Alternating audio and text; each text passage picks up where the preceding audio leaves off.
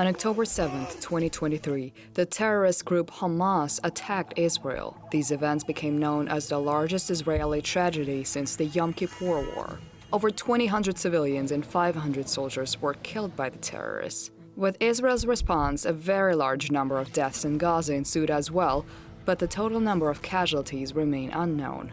The IDF is conducting a ground offensive in order to free the hostages and destroy Hamas. The Israeli-Palestinian conflict has been ongoing for decades, and in that time a movement formed which united the grieving parents of both Israeli and Palestinian children who lost their lives as a result of this war. It was the 4th of September 1997, 26 years ago. It was the first day of school. She was going down the Midrachov Ben Yehuda street in the center of Jerusalem to buy some new books for the new year. And two Palestinian suicide bombers blew themselves up. They killed 5 people that day, including 3 little girls. One of them was my daughter's mother. My daughter Abir was 10 years old when an Israeli border police shot and killed her back in the 16th of January 2007 in front of her school. She was with her sister and 2 other girls, 9:30 in the morning. And unfortunately, 2 days later, she passed away in Hadassah Hospital. The pain is unbearable. It's one pain that never goes away. It's with you 24 hours a day, 59 seconds out of every minute. This is one wound that never heals. It's a grief forever. You will never heal. You need to know that. And again, to kill the rest of the world, it's nothing to do with your pain. I was really angry. I was angry mainly about my government, who was not able to protect the young children of this country. And but I was completely an anarchist as an outcome of my experience in the October 73 war. I chose to not to be part of anything, to look after my own interests. When I lost my daughter, I had to get a meaning to my life. I had to get answers to this meaningless killing of a 14-year-old little girl, and to have a reason to get out of bed in the morning. My joining the parent circle gave me a way of pulling myself out of this path of anger and revenge and retaliation, and put this amazing energy. This pain gives you a nuclear energy. It's really outrageous, this energy, and you can choose how to use this energy. One way is to kill people and to bring darkness and destruction, and the other way is to try to do something with this energy, something positive. First of all, the Parent Circle was founded in 1995 by Mr. Yitzhak Frankenthal and Mr. Roni Hirschensohn, 2 Israeli bereaved fathers who lost their children to Hamas. It's an unprecedented organization of people who pay the highest price possible, Israelis and Palestinians together, with one common denominator. The common denominator is the understanding that we lost our children. Rami El-Hanan has been a member of the Parent Circle since '97. At that time, Rami and Bassam had not yet met. Because 2 years before, I was one of the co-founders of a group called Combatants for Peace, which is ex-Israeli soldiers and officers who refused to serve in the Israeli army in Palestine, because according to them, they just create more hatred in the Palestinian side, which is true. And Palestinians who spent many years in their lives in the Israeli jails, I was one of them. I spent 7 years in the Israeli jails when I was 17 years old. My sons finished their army service and became refuseniks. They were among the founders of Combatants for Peace. the very important peace movement of Israelis and Palestinians, which Bassam and my son Elik created together, and this is how I met Bassam in 2005. Rami is not my friend, just to make it clear. Rami is my brother. So Rami come to join his son in the next meeting, and I believe since we met, he fell in love with me in the first meeting. We become a very close friends directly. I believe he's a very noble human being, and always I said to him, you are a very noble enemy, but he's my brother again. They invite us to their home, and after that we invite them to our home. So 2 years later, I lost my daughter. So it was like 2 years of understanding, try to know how those people grow up, how they receive us.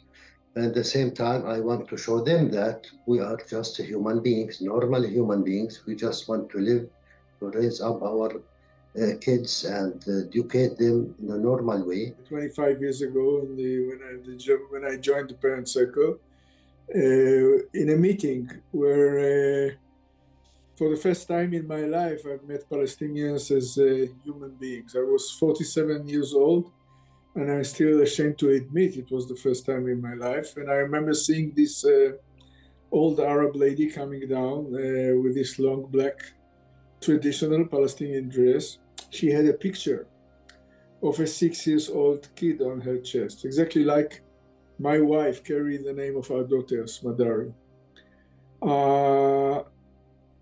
This was the decisive moment. 2 years later, when I lost my daughter, you can imagine, he was the first one with his wife, my sister Nurit, to come to the hospital and to stay 2 days in the hospital with more than 30 Israeli families to pray for little Abir until she passed away. Between Abir and Smadar, it's 10 years. And we don't know each other. Smadar and Abir died or killed in the same hospital where both of them born. But again, it's the same enemy who take off the lives of our daughters. From that moment on, Bassam and his wife also became members of the Parent Circle. Today, the forum unites over 600 Israeli and Palestinian families. Robi Damlin, the official representative of the Parent Circle, supports those who had lost their relatives in the war. In 2002, her own son, David, was killed by a Palestinian sniper. I joined the Parent Circle, and I remember sitting around a table and looking at the eyes of the Palestinian mothers and realizing that we shared the same pain. Anybody that loses a child, it's the same pain. There's no difference in the color of the tears either. It's the same. And I thought if we could be together and talk in one voice for nonviolence and reconciliation, that would be an example for the rest of the world. And so I travel.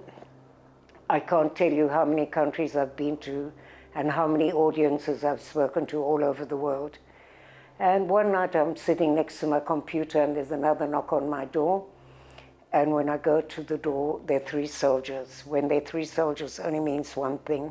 So I slammed the door in their face. But eventually I opened the door and they came to tell me that they caught the man who killed David. And that's when it became difficult. You can talk about peace and love and reconciliation, but now there's a face. So it's a very long story, and it's a story of trying to be in contact, because I believe in restorative justice. Well, we are talking about 2 problematic issues. On one hand, we are talking about bereaved families, which are by definition crazy. And we are talking about Jews and Arabs, which are by definition crazy.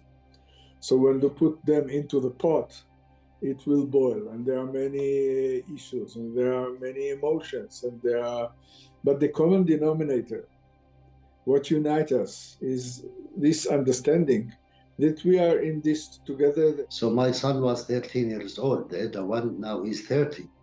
And he escaped from his school 3 times to throw stones. He wants to take revenge, we don't understand. So it takes me 4 years to convince him, to educate him that this is not the way. And luckily, when he came to this conclusion by himself, he joined the parent circle. And he said that many times my father takes me to many meetings. It's not me. I don't understand the language. But today it's my choice to join the parent circle. And he find to himself a partner, friend in the Israeli side. His name is Yigal El-Hanan, my brother's son, Ram El-Hanan. And they start to give lectures together. And we do it by many activities, like doing lectures at Israeli and Palestinian high schools. We have narrative groups that we organize.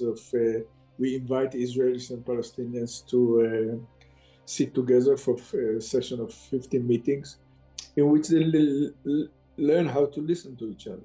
They don't have to agree, just to learn how to listen. We have more than 2,000 alumni of these groups, and they are our ambassadors on the ground in their societies. We have a summer camp for our kids. Every year we gather Israeli Palestinians to a 10 days summer camp together, in which in the beginning they don't know each other and they are shy and there is some animosity, but at the end you cannot tell them apart. You know, usually this place was so busy all the time with cars and seminars and lectures. And now, of course, since the 7th of October, it's very quiet, like the rest of Israel. You know, when after October the 7th, I had in my mind that I was so frightened that there would be retribution, punishment, anger, revenge. And that seems to be what's happening. On October 7th in the morning, Bassam called me and offered me shelter in Jericho in his house for me and my family. That's right. In fact, we didn't understand exactly what happened. So I was joking to ask Ram. I said to him, now it's our turn to occupy you. So escape to my house. I will protect you. Then later on during the day, we start to understand it's not a joke. It's a really big attack. And unfortunately, again, it takes us back to our personal tragedy. And we know in advance that thousands and thousands from civilians will pay the price. I have a family in Kibbutz Be'eri. My wife's cousins live there, and we were talking to them while they were in the sealed room. And I cannot even try to describe the emotions. And they were okay. Later on, we went to see them in the Dead Sea Hotel where they were staying. And I was crying all the way back home because I knew what is happening. I knew what is going to be happening. And I knew the rivers of blood that will flow. And I knew the long lines of little bodies of children, Israelis and Palestinians, that will pay the price of this madness. The other night, the parents of a hostage, a young man, came to talk to me. And it was the saddest time that you can imagine, that they have been waiting all these days. I think now it's 82 days, or 83 maybe, since the hostages were taken. And they have a young son who had his arm shot off. And so who knows what his fate is. I think about the people in Gaza and having nowhere to run. And how do you get to the point where you're so angry that you can commit these terrible atrocities? If you grew up in Gaza and you were like a young kid, and every 2 or 3 years there's a war, you haven't got a shelter, you don't know where to run. In fact, we have a lot of friends in Gaza, and some of them in the West Bank, they have families, and some of them around the world. We meet them through our travels around the world. And one of them, he lost 95 members of his family. Other one, 53, some of them 7 or 8. It's unbelievable. The pain is there, the tragedy is there every day. It's a very small country, Israelis and Palestinians. We know each other and we feel each other's pain. I lost a very good friend. Almost everybody in Israel lost somebody because it's such a small country, you know, and she was one of the creators of an organization called Women Wage Peace. And she used to drive children from Gaza to hospitals in Israel and back again. And she worked with the Bedouin. And we thought she was a hostage. And I knew that if she was a hostage and she came back, she would be the first person to lead a peace movement. But unfortunately, she was burnt to death in a cupboard in her house. So that's heartbreaking. It's heartbreaking because you think it's so unfair. This person who was so much to the left and who did so much to help, did she deserve that horrible death? So we need to exist, and we have the right to exist, as I said, both of us, only through dialogue and through actions together to prove that we can live together in this land. We need to share this land as one state or two states or 5 states. Otherwise, we will share the same land as two big graves, our kids, our families, and our people.